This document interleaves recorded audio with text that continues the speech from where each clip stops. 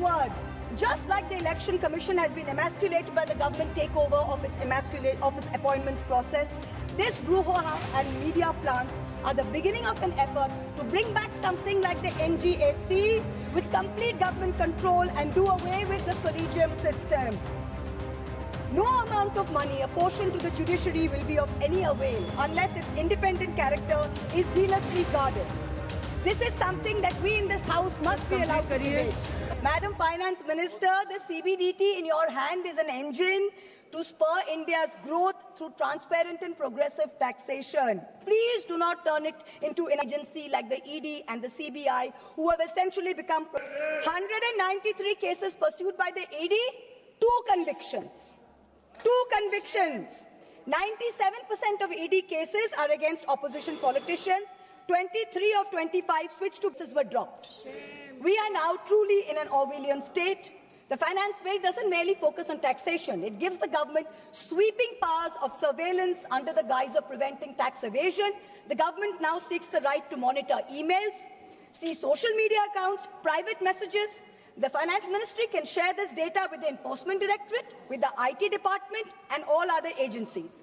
If 97% of this country is tax exempt, then who will the tax authority scrutinize? The poor 3% who are actually paying taxes, who are the hardworking individuals, who are propping up the service sector. Instead of using Pegasus secretly, the government is now openly spying in the name of suspicion. The new income tax law enables the sharing of information across 10 government agencies. Is this the government's idea of respecting tax-paying citizens who are funding its coffers? I've got time, madam, 2 minutes. While I always try and stick to the narrow confines of a topical debate, I am now going to take a cue from the Honourable Prime Minister, who so effectively managed to speak about Vasudhaiva Kutumbakam when asked a pointed question by the US media about crony capitalists and their accountability to the law. So I too am digressing to speak on an issue which has immense controversy and intrigue attached. The story about a bundles of currency notes discovered in the outhouse of a judge of the Delhi High Court.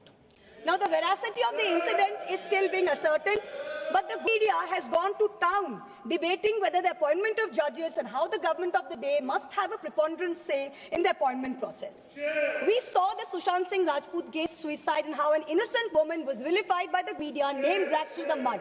Same thing happened in my case. Now you see this media are trying to mahol banao. They're trying to toe the government line to suborn the higher judiciary.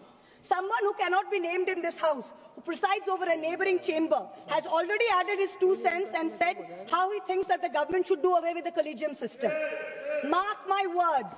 Just like the Election Commission has been emasculated by the government takeover of its appointments process, this brouhaha and media plants are the beginning of an effort to bring back something like the NGAC with complete government control and do away with the collegium system.